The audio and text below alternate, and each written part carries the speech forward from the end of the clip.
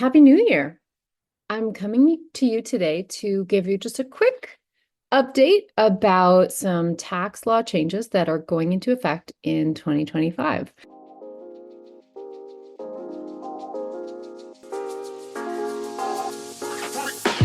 Welcome to the Sunlight Podcast. In this show, we're talking about taxes, money, and careers for self-employed people who have a big vision for changing the world with their work. I'm your host, Hannah Cole, artist, tax pro, and the founder of Sunlight Tax. If you're a creative or soul-centered entrepreneur or wellness practitioner who wants to grow your business sustainably, manage your taxes, and build a stash of fuck you money so you can control your time and have a bigger impact with your work, you are in the right place.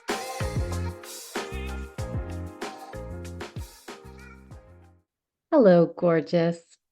Happy New Year.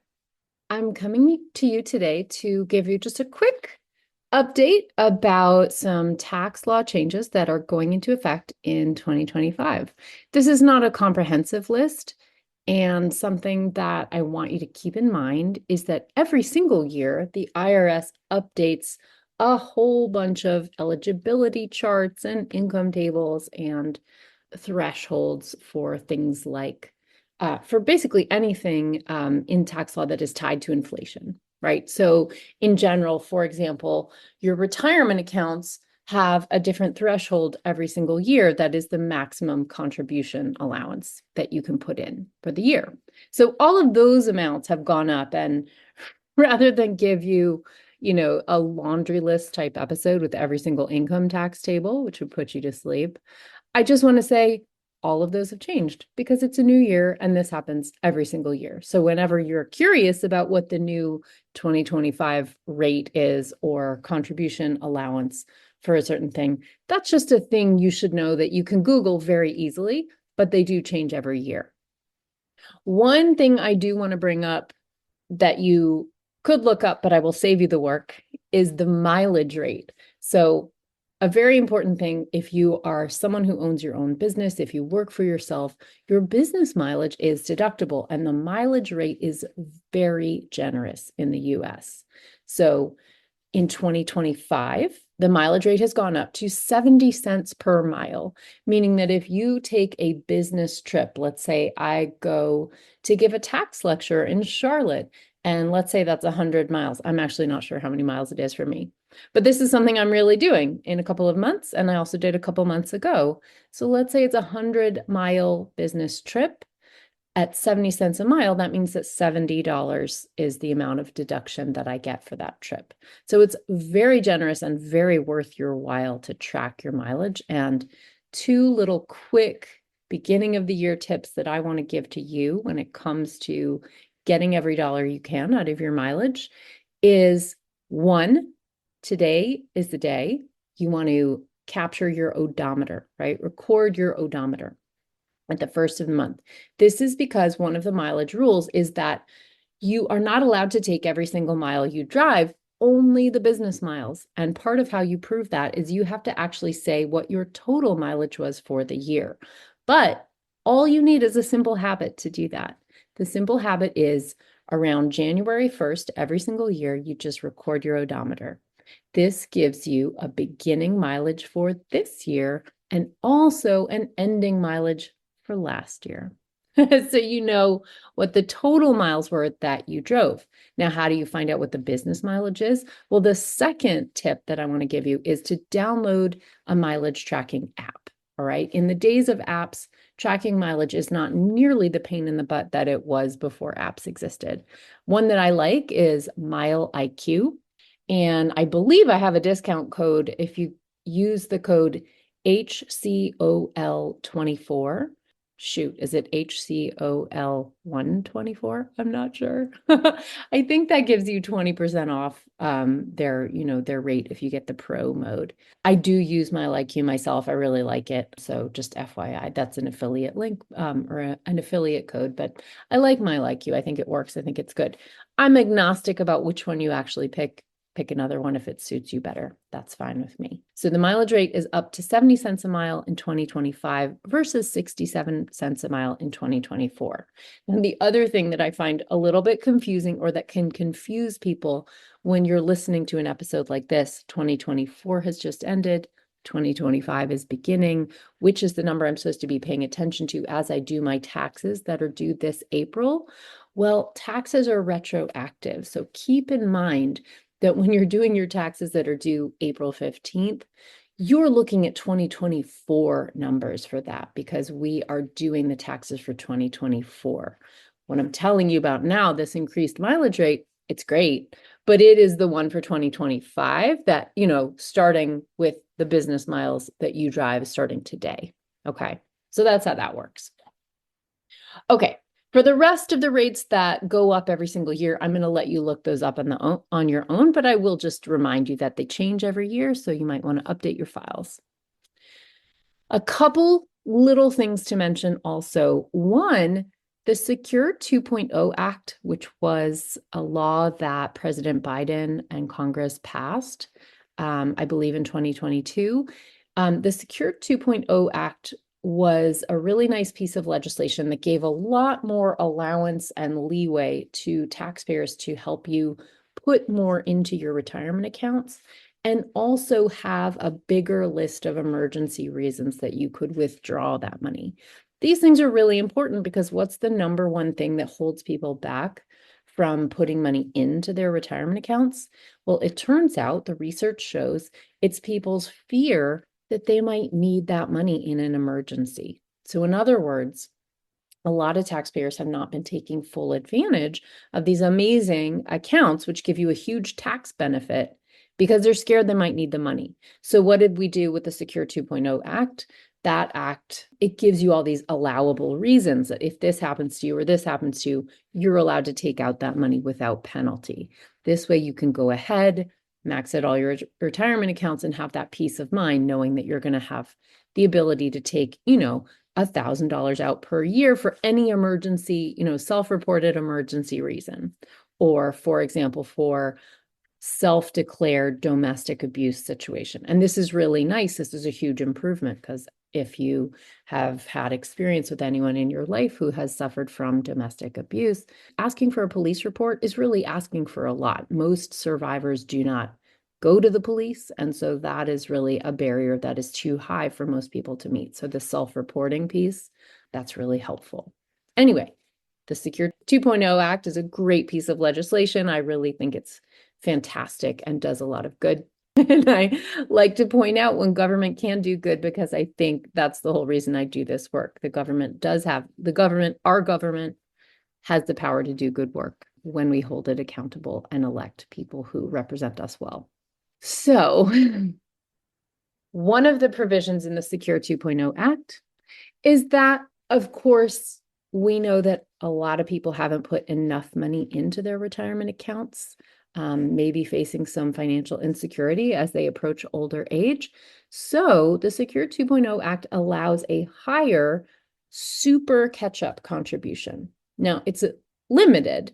Normally, if you're over age 50, you get special catch-up contribution amounts that you're allowed to contribute to your retirement accounts. For IRAs, this is $1,000 for a Roth or a traditional IRA.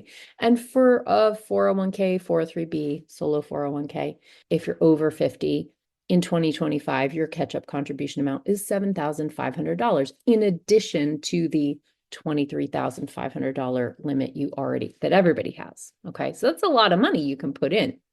Now, the super catch-up group says that if you are a taxpayer aged 60, 61, 62, or 63, so ages 60 to 63, yes, that is just a small group of people. But if you're in that age group, then you are allowed to super catch up and put a contribution of $11,250 extra dollars cumulative across all of your retirement accounts into a 401k, 403b, solo 401k, etc. So it's an interesting little wrinkle. If you happen to be in your early 60s, take advantage. Okay, so for 2024, the tax year that you are about to report your income for, you can now expect to receive a 1099-K from a Stripe, Square, PayPal, Venmo, if you got an amount over $5,000. Okay, that's for 2024. This threshold is going to be coming down, down, down. So in 2025, starting this year, this threshold drops by half to $2,500. And then finally in 2026, it will match the 1099 NEC amount, which is a threshold of $600. So at that point in 2026, finally, we'll be able to say all 1099s get reported to you if you earned over $600. Okay. But we're phasing that in slowly. So 2024, the 1099Ks you'll be receiving in the mail in this coming month, hopefully, you'll be getting them if you earned anything over $5,000. All right. Keep in mind, though, that a lot of states tighten their rules before the IRS tighten the rules. So there is a list that you can Google and find online of states that have smaller reporting thresholds than the federal government. And so obviously, if you are someone who lives in one of those states, you're going to be getting 1099Ks for income that you receive that are over your state reporting threshold because, Stripe is going to be obligated to send that to you. So just be aware that the states can be a little different. Speaking of federal versus state income tax, another update is that the IRS Direct File program is now permanent. This is lovely. If you were listening to this podcast over the summer, you know that I did a 3-part series where I read a really wonderful piece of journalism from ProPublica about the scandalous treatment of the IRS Free File program by the tax companies, right? The for-profit tax prep companies. I'll let you go back on your own and find those summer episodes, that 3-part series, to learn what that scandal is and how they tried to kill direct file. But the upshot is that IRS taxpayer-funded direct file free tax returns is now becoming a permanent feature, which is great. And last year was a pilot year. It started with only 13 states, and this year they're doubling it to 25 states. All right.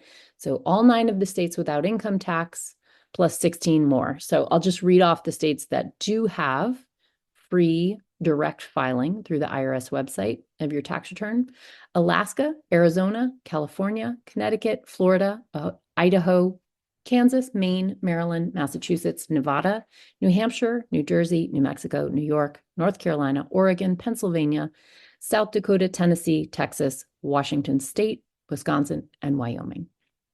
All right. So if you're in one of those states, you may be eligible to file a free federal and state tax return. However, if you're listening to this podcast, you probably have self-employment income, and I am sad to tell you that this program, as of now, is highly limited, though I would love for us all to advocate for it to get expanded so we can all have the free tax preparation that I think we should be entitled to as taxpayers. It's not available to you if you have gig income or self-employment income or business income. So for most of you listening, you are not going to be eligible for the IRS Direct File program, but your mom, your sister, your brother may be eligible, and I want you to tell them about it. So it's a limited program right now, but it is expanding, and I want it to continue to expand. I think it's a good thing. Those are the quick updates I have for you as we head into tax year 2025 and as you begin your tax prep for tax year 2024. I want to let you know that if you are in my program, Money Bootcamp, you are guaranteed tax updates for 1 full year from the date that you join. It's one of the services that I provide to the people who are members of my Money Bootcamp program. And if you are interested in checking out Money Bootcamp, and it's going to be a really valuable service that you have this year, because we know that what is coming is the expiration of the Trump tax cuts of 2017 with the Tax Cuts and Jobs Act. So we know very likely in the first 100 days in office with a Republican Congress and legislature and Trump in office, we know probably in the first 100 days, there's going to be a lot of tax law changes coming. So now is a very good time to join Money Bootcamp. If you've ever thought you wanted to do it, now's a great time. It's a lifetime access program. So you can come to a free live class that I'm hosting on January 9th to learn the 4 mistakes that every self-employed person makes with their taxes, and also how to stash an extra $150,000 in your savings and make your taxes simpler. It's a really great class. It's really valuable. And I will also tell you about my program, and you can see if it feels like a good fit for you, and you can become eligible for my quarterly live sessions teaching you how to pay your quarterly taxes, the full program, and also this bonus of annual tax updates. So if you're interested in joining this free class, that's going to be an hour of really valuable teaching. That the class alone, even if you never join Money Bootcamp, the class is really valuable and will help you get started on your taxes. You can join that at go.sunlighttax.com/free. Once again, that's go.sunlighttax.com/free. I will see you in this free class. Space is limited and you need to register to be there, but it's free and it'll be really great. So I hope to see you in class. And for the rest of you, I hope these 2025 tax updates have been helpful, and I will see you in the next one. Bye. Thank you for listening. If you like the show, be sure to subscribe, leave a review. It really helps, and share it with a friend. I'm so grateful. This podcast is for education and entertainment only. Nothing in this episode should be taken as individual tax or financial advice. You can find all the tools, books, and links we reference at sunlighttax.com/podcast.